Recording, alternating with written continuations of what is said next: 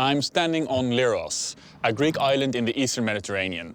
When talking about Greek islands, you might expect buildings with white walls and blue domes, curving streets, maybe an orthodox church and an old ancient ruin. You can find all that on Leros, just not here. Because behind me is the town of Laki.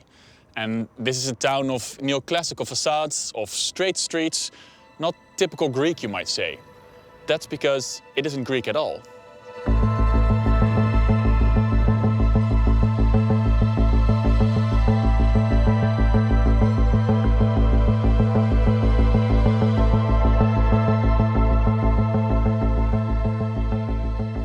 At the turn of the previous century, all Greek islands were part of the crumbling Ottoman Empire. And the Italians, they wanted to expand their borders. They wanted to become an international colonial empire, because that was all the rage with all the other European countries. So after a war with the Ottomans, the Italians landed on Leros in 1913.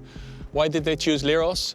Well, because here at Laki you have one of the most accessible, deep and wide natural ports in the eastern Mediterranean. Perfect for a naval base. To house all the military personnel, an entire town was planned, developed and built.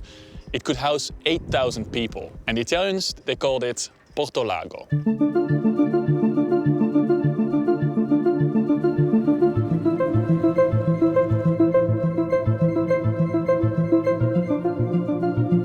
Architects built with rationalismus.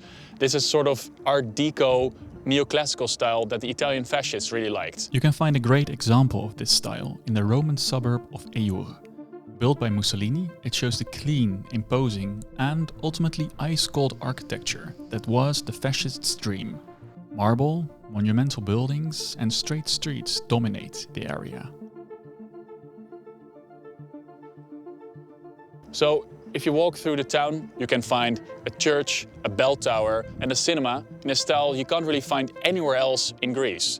The city grid was composed of a butterfly shape with mostly straight lanes and was supposed to be very harmonious.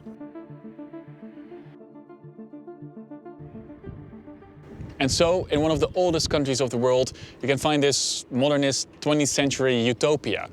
It's one of the very few examples of rationalismus that can be found outside of Italy.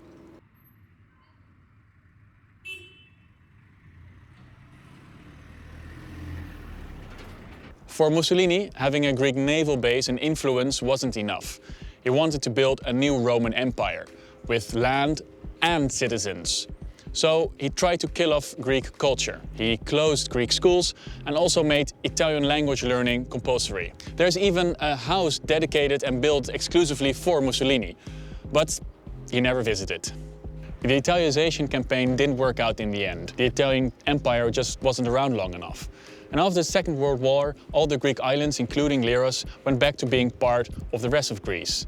And they tried very hard to forget this period of Italian occupation. And so the town and its buildings were neglected and deteriorated.